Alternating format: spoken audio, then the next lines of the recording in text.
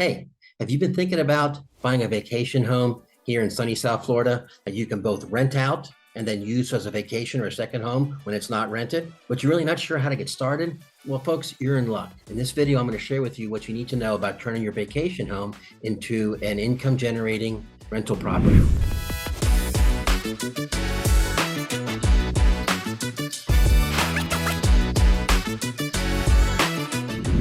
Let's first address kind of the big question in everybody's mind when it comes to doing this. Okay, why should I invest in a rental property or vacation home in South Florida? Well, folks, the answer is simple. This region has been a top tourist destination for decades. And if folks come here from just not all over Florida, not all over the United States, but basically from all over the world. We get folks from Europe, we get folks from Central and South America, folks from the Asia Pacific region. Folks come here from all over the world to come and enjoy our beaches, come enjoy our amenities, and just come and enjoy the weather and everything that South Florida here has to offer. And why not? I mean, with 3 international airports all within 100 miles of each other, over 120 miles of almost pristine coastline and beaches, and also it has 2 of the top 3 cruise ports in the world. This is an ideal place to come vacation. Folks are coming here. Last year, I read that in 2022, Fort Lauderdale alone had over 33 million visitors coming in for tourism. So that's folks coming down from anywhere from a couple of days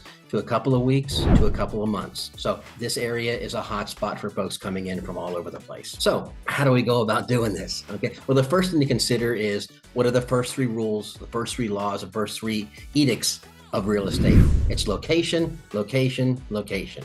So basically, and that's really how you're going to justify it. And so what you want to do is you want to be looking for properties that are in areas that have a lot of things that attract people to come in. You look at the things that attract you to come down here. If you're a beach person, you're looking for the beach. And you look for golf courses. If you want to go check out the casino and the nightlife, you go check around the casinos around here. So look at the things that are attract to you.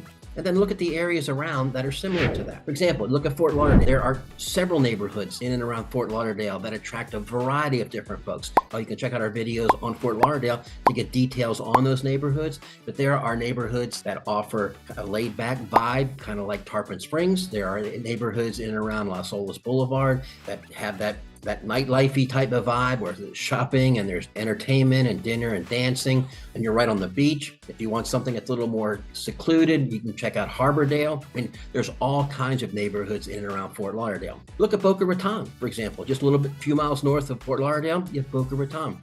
Areas around Meisner Park, which has all of the arts and the entertainment. And then also you can go downtown Boca that has all of the shopping, all of the culture and everything else that happened down around there. You can check out the shows that are going on. There's a very, very vibrant nightlife and a very, very vibrant entertainment culture going on in Boca. Okay. If that's not higher end, is not really your vibe, check out the laid back areas of Hollywood. Check out Hollywood Beach, the Broadwalk.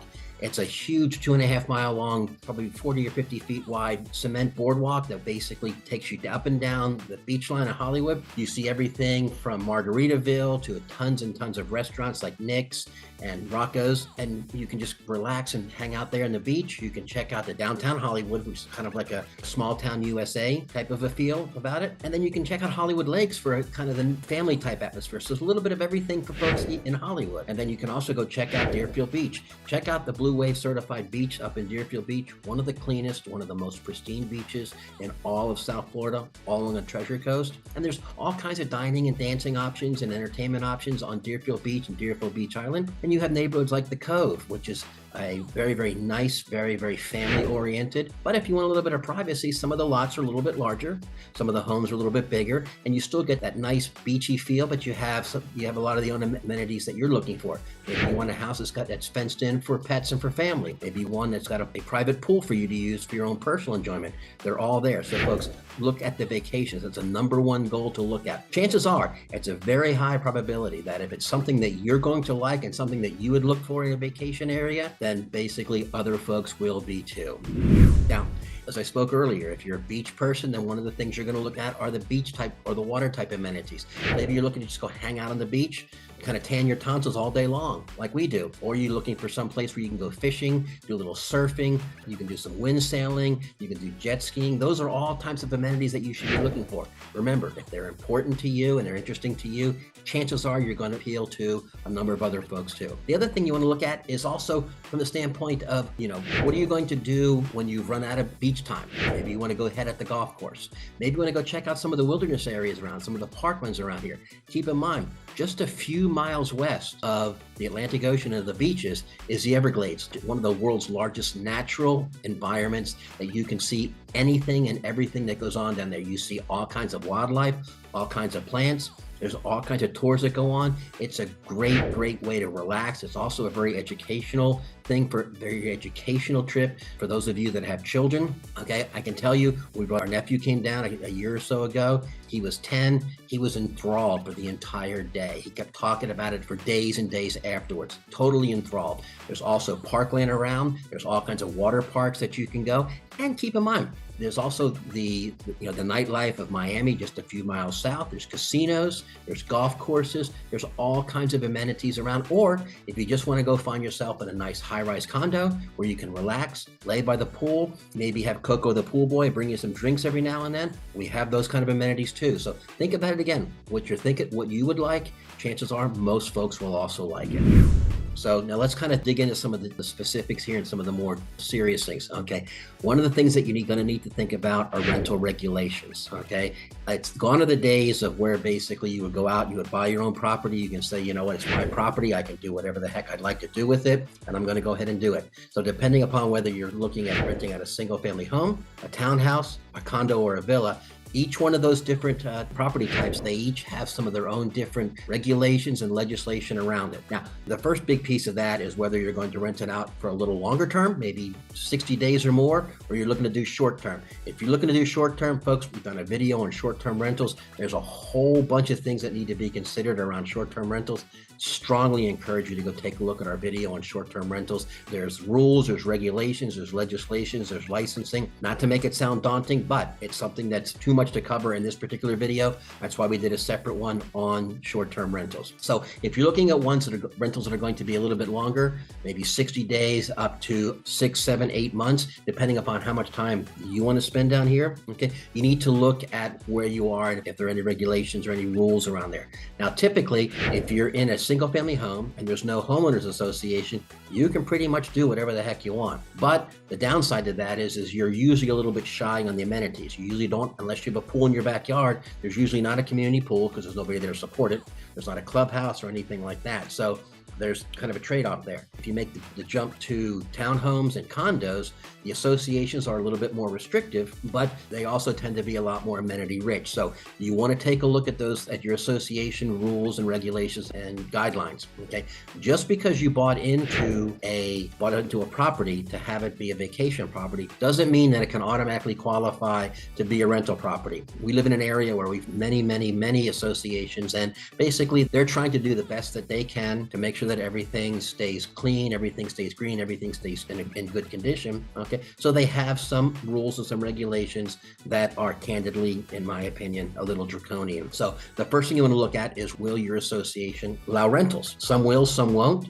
Not a problem. If it's not, then it's something that we need to look at. We can address with that. But if they do allow rentals, take a look and see if there are any restrictions on those rentals. Does the renter have to apply to the association, much like you did when you came in to purchase a property? Are there minimum requirements as far as minimum amounts of time that you can rent for? And folks, it's not like it's consistent through, everywhere across South Florida or Florida. Each town, each location, each locale, sometimes they have their own little requirements around there, depending upon some of the zoning regulations, the zoning rules that are going on there. So again, take a look at the regulations, take a look at the rules. If you're not sure, okay, my suggestion is to reach out to experts like my team and I. We can take a look at your condo bylaws. We can work with you to determine whether or not the condo that you have or the home that you have can be rented out. And if you haven't yet purchased that home, one of the things that we do as a matter of course is we go through and take a look at all the condo docs to make sure if renting your home out is in your plans, is one of your goals, then we're going to make sure that the properties that we show you and the properties that we work with you on can help you meet that goal. So property management. Now, depending upon whether you're on the giving end or the receiving end of property management, it can be a blessing or a curse, okay? We live in a condo, okay? So there are times when our property management company, candidly, is a pain in the rear end. There are also times when our property management has basically been a godsend. So, sometimes you love them, sometimes you hate them, and most times, hopefully, they just do their job and everybody goes along with what it is. But from the standpoint of renting property out, for having a property manager, you have two choices. You can either take care of everything on your own, or you can have somebody else come in and do it. If you're local, then that's not really a problem. Taking a short drive over to where your investment property is, over to where your vacation property is, not a big deal. Go over there after people come in, make sure everything is clean, make sure everything is green, make sure everything is going well. If you're coming in from out of town, so, and folks like Carolyn, okay, and Mike and Paul, folks like you guys that are coming in, you fellow YouTubers, this is something that you want to be focused on. One of the things you're going to need to think about is, to what degree do you want somebody else to manage these properties for you? Now, a good property management company will help you with marketing. They'll help you market the property. They'll help you with getting renters in. They'll help collect fees. If there's any problems or anything like that, they'll help you with chasing them down. But that comes with a cost. A good property management company, in some cases, we've seen fees that go anywhere from 10% up to 50%, depending upon how involved they are and depending upon how much things that they do. Folks, I'm going to tell you, this is one of the biggest expenses that you're going to have when you are considering the decision to transition from a vacation home into a vacation rental home. Think about it very, very carefully. We strongly suggest that you do the research. We can certainly help you with that, but we suggest that you reach out to property management companies and find out. If you're looking at moving into a condo that allows rentals, talk to the property management company that's managing the condo currently. They can be a wealth of information, and they'll tell you whether they can do individual units or they just do the association. They may have property managers who are there who can help you out with specific questions or concerns that you have. Definitely think about it. Now, let's kind of summarize a little bit. We've talked about location, we've talked about amenities, we've kind of talked about regulations, and we've talked about property management. So basically, now we've made the decision, and you know what? So far, it's a go. So we're going to talk a little bit about financing. Now, it used to be where you had two choices. You either pay cash for your property or you went to a bank and you financed it. Now, folks, those days are gone. Okay, you can still pay cash, which is great. Okay, in a lot of places, they still love cash. Okay, and they're happy when you pay cash. In many cases, cash can actually make your offer, even if it's less than what they're asking for, or even if it's less than other offers that are made, because it is cash, that can be a very, very compelling reason for them to take your offer. However, if you're going to finance, if you want to finance, or more importantly, if there's a need to finance in order for you to do this, the financing options are anything from basically putting 20 to 25% down and having it as a second home, or you can put a little bit more down, okay, and have it come in as an investment property. In some cases, it can be as much as 35 to 40% down, and it kind of makes the process a whole lot easier. The more money that the bank has to preserve its position from a collateral perspective, the easier things are going to be. Now, recently, we've seen some of the properties that have been coming out, banks and lenders will now lend off of what are known as the financial pro formas. If your property has been rented out before and it has a history of good rentals, high occupancy rate, at market or above market rent, in many cases, that is a very, very strong reason for the bank to go ahead and lend the money to you. So one of the things that you want to do is you want to look at, is there a history there of having the property being previously rented? If it is, can you get your hot little hands on that? Okay, we will certainly look to do that for you, and we'll help you come up with financial pro formas and whatnot, working with the bank. But folks, when it comes to financing, make a decision. Are we going cash? Or are we going lender? And if we're going lender, talk to your lender. We have some that we use. We can certainly recommend those. But as we tell all of our clients and prospective clients, if there's somebody that you're used to working with, somebody that you like working with, then by all means, we strongly encourage you to use them. They'll make you feel more comfortable. They'll make the process a whole lot easier. And that, candidly, the financing piece, that's the piece of this whole equation that is actually the one that we have the least amount of influence and least amount of control over. Basically, just so that everybody knows, we keep it real simple for your loan officers and real simple for your lenders. All we want to know is, are you qualified? Have you made loan application? Is a loan approved, and are we cleared to close, and has a loan funded? Those 5 things are the only 5 things that we need to know. We stay out of your business. We do that deliberately. Quite frankly, got too much stuff going on up here anyhow to worry about anybody else's business. So we ask for those 5 things. And most of the lenders that we deal with, they absolutely love that we do that. Now, kind of in conjunction with all of the other things that we've talked about, including the financing. Okay. Now, again, so financing is now looking good. Everybody's now we're really excited. We're kind of heading down the stretch. Before we make that final decision, one of the things that we need to look at, and this is where a good agent, actually experts like my team and I come into play, is you want to look at whether or not the prevailing rates in that area, are they going to support the rates that you need to have in order for this to be profitable for you? If you're just looking to break even, that's one thing. But if you're looking to have a positive, what they call NOI, or net operating income, we need to look at what the prevailing rates are. We need to look at what the occupancy percentages are. What occupancy rate do you need to get to in order for you to achieve your financial goals? Because folks, at the end of the day, the number one reason for doing this is that you want to generate a little cash flow from your vacation home. We're not doing this to basically for kind of kicks and grins. You do want to generate some cash flow from this. And in doing this, you're going to incur expenses. Your insurance may go up, okay? Your cleaning bills, your cleaning is going to go up, especially if you're remote. You may be paying for a property manager if you are remote. So you're going to incur expenses in the generation of this income or this revenue that you ordinarily wouldn't incur when you're just having this as your vacation home. So you want to make sure that the rental rates in that area are going to support what it is that you need to do. So the other really thing about that is that you also want to take a look at the area itself and what are some of the seasonal or cyclical things that go on. For example, in the Miami area, they have the Miami Boat Show in February. Okay, folks bring big boats and big bucks from all areas. Okay, they will pay a little bit more to have a very nice, clean, safe place to stay. Same thing with the Fort Lauderdale Boat Show in October. We've seen folks that have come in here that have paid 4, 5, 6 times what the normal rental rate is for properties just for that period of time. The other thing is that holidays, okay? There are a number of folks that come down here between Thanksgiving and Christmas and New Year's. Those are primo times. In many cases, you're going to see huge spikes in a number of people who want to vacation down here, and you need to be in a position to know what the rental rates could be so that you can basically capitalize on charging the right rate for the right time of the year. Summer typically is a kind of a little bit of a doldrum time. So the rates that you're going to look for and the rates that you're going to get during the summertime are going to be less than those in the winter. And if you're fortunate enough to find folks that want to come down for the high season, as we call it, the period of basically October through April, okay, it's not uncommon at all to basically get rent for those 5 months periods that'll cover all of your costs and then some for the entire year of your property. Again, working with experts like my team and I, we're going to help you focus in not only on what the ideal rental rate should be, but if you're looking at rent out over certain times of the year, certain seasons, certain festivals that are going on. Folks, I can't tell you the number of folks that come down here from New England area when the Pats come down to play the Dolphins. Same thing with New York. When the Jets come down to play the Dolphins, there's already a ton of folks coming down here from New York, but now all their friends come down here and they want to come down here to watch the Dolphins game. Same thing on New Year's. Billy Joel typically plays at BB&T Arena. Folks still come down from New York to come see Billy Joel play on New Year's Eve at BB&T.